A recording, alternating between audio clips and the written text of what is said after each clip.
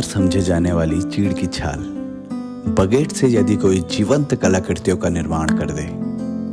तो यह न केवल हैरान करने वाली बात होती है बल्कि पहाड़ के लोगों के लिए रोजगार की एक नई उम्मीद भी जगाती है। जिला शिक्षा एवं प्रशिक्षण संस्थान डाइट बागेश्वर इन दिनों इसी तरह की एक कोशिश पर चीड़ की छाल को बेशकीमती कलाकृतियों का रूप देने में जुटा हुआ है। डाइट में प्रशिक्षण ले रहे शिक्षक भी बगेट से कलाकृतियां बनाने की कोशिश को लेकर काफी उत्साहित हैं। जो हमारी डाइट बागेश्वर में 3 दिवसीय कार्यशाला का आयोजन किया गया है जिसमें हम बगेट से और उत्तराखंड में पाई जाने वाली चीड़ के जो बगेट जिनको हम कह रहे हैं वो उसकी बार्क है बेसिकली, तो उससे हम लोकली अवेलेबल प्रोडक्ट से किस तरीके से काम कर रहे हैं उस पर ये कार्यशाला है। और अगर बताऊं कि मुझे इसको करने में बहुत मज़ा आ रहा है। पहले मुझे इनिशियली लगा था कि शायद ये बनेंगे कैसे, जैसे वुडन प्रोडक्ट्स को देख के हमारा अट्रैक्शन तो उनकी टुवर्ड्स हमेशा से ही रहता है कि बहुत अच्छे हैं, फिनिश्ड प्रोडक्ट्स तो अच्छे ही लगते हैं, लेकिन जब हम रॉ मटेरियल लेके उनको फिर उन पे काम करते हैं और 2-3 दिन उन पे हमारी पूरी मेहनत लगती है और फाइनली जो हमारे पास प्रोडक्ट आता है वो अपने आप में बेहतर होता है। तो हमें पहले तो इनिशियली खुद पे भी नहीं लगा था कि हम कर पाएंगे, लेकिन जैसे जैसे सर की गाइडेंस के अंदर और हमारी टीचर्स ने हमें बताया तो अब हम जब फाइनल, आप मेरे पीछे भी देख सकते हैं जो प्रोडक्ट्स हैं, तो उनको देख के हमें काफ़ी अच्छा लग रहा है और काफ़ी इंटरेस्टिंग वे में हम बहुत सारी चीज़ें सीख पा रहे हैं। डाइट के प्रधानाचार्य डॉक्टर DC सती बताते हैं कि बगेट को बेशकीमती कलाकृतियों में बदलने का यह प्रयास भविष्य के लिए एक नई उम्मीद जगाता है,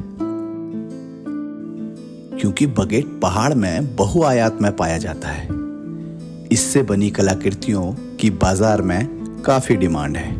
उद्देश्य इसमें NEP 2020 का ही उद्देश्य हिडन है और आदिकाल से जो हमारे पास एक सृजित ज्ञान है उस ज्ञान को जिंदा रखना भी हम कह सकते हैं। यद्यपि मशीनरी सिस्टम से इस प्रकार की डिवाइसेस बाज़ार में भी उपलब्ध हैं, उसके बावजूद जो नेचुरल थिंग है, नेचुरल हमारे पास बिखरी हुई संपत्ति है, उसको भी एक परिश्रम करके सीखने वाले शिक्षकों को यानी ट्रेनी टीचर्स को हम इसका ज्ञान दे रहे हैं, जो जाकर के लैब टू लैंड की थीम में विभिन्न विद्यालयों में कल को प्लेसमेंट होगा इनका, वहाँ पर ये बच्चों को सिखाएंगे। इसके पीछे जो ज्ञान है वो एक तो कंसंट्रेशन डेवलपमेंट, आनंदम, उससे द्वारा जो पहले हमारे टाइम पर मिट्टी का कार्य और अन्य कौशल को प्रदर्शित करना होता था, वो उपलब्ध संसाधन जो हमारे इर्द गिर्द हैं, हमारे विद्यालय के समीपवर्ती स्थानों को पाए जा रहे हैं, उससे ही विद्यार्थियों के कौशल को हम विकसित करेंगे और इससे लर्निंग भी होगी और उनका कौशल विकास भी होगा। डाइट के शिक्षक रवि कुमार जोशी तथा प्रशिक्षक इंद्र सिंह धामी भी मानते हैं कि चीड़ की छाल बगेट से यदि कलाकृतियां बनाई जाएं तो इससे पहाड़ के युवाओं को रोजगार भी मिल सकता है। डाइट बागेश्वर की यह कोशिश यदि परवान चढ़ी तो यह भविष्य के युवाओं के लिए रोजगार के नए द्वार खोल सकती है।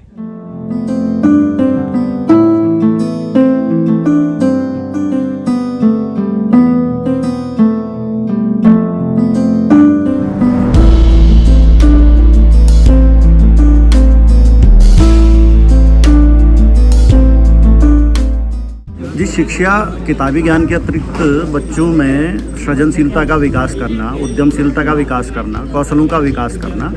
और कलात्मक सौंदर्य का विकास करना जैसे कार्यों को भी शिक्षा करता है। ये हमारे भावी शिक्षक हैं और आने वाले समय में इस देश के नौनिहालों को शिक्षित करेंगे। तो इसके लिए आवश्यक है कि इन विधाओं में पारंगत हों। हम अपने DLED के प्रशिक्षुओं को विभिन्न प्रकार के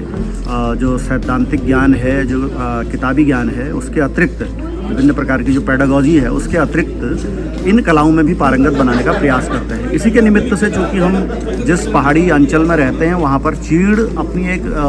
विशिष्टता लिए हुए एक पौधा है और बहुतायत में पाया जाता है, तो हमारा प्रयास है कि चीड़ जिसको कि एक निष्प्रोज्य पेड़ के रूप में जैसा ही आंका जाता है, जनरली हम यही सुनते आए हैं, तो उसका इस प्रकार से इस्तेमाल हो कि वह कल के दिन आने वाली पीढ़ी को कुछ रोज़गार दे सके और उनमें उस सौंदर्य उसके अंदर के उस सौंदर्य को देखने की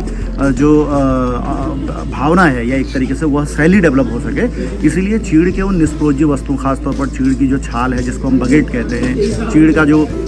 फल है, एक तरीके से पत्तियों का रूपांतरण ही होता है वो फल भी, तो वह जो फल है उसका किस प्रकार से यूज हो सके। और ये तो एक मात्र उदाहरण है चीड़ का। इसके अतिरिक्त भी बच्चे डिस्पोजेबल वस्तुओं से कैसे उपयोगी वस्तु बना सकें, इस चीज़ को डेवलप करना, और ताकि आने वाले समय में वह देश के बच्चों तक पहुंच पाए, अपने उत्तराखंड के बच्चों तक पहुंच पाए, यह हमारा महत्वपूर्ण प्रयास है।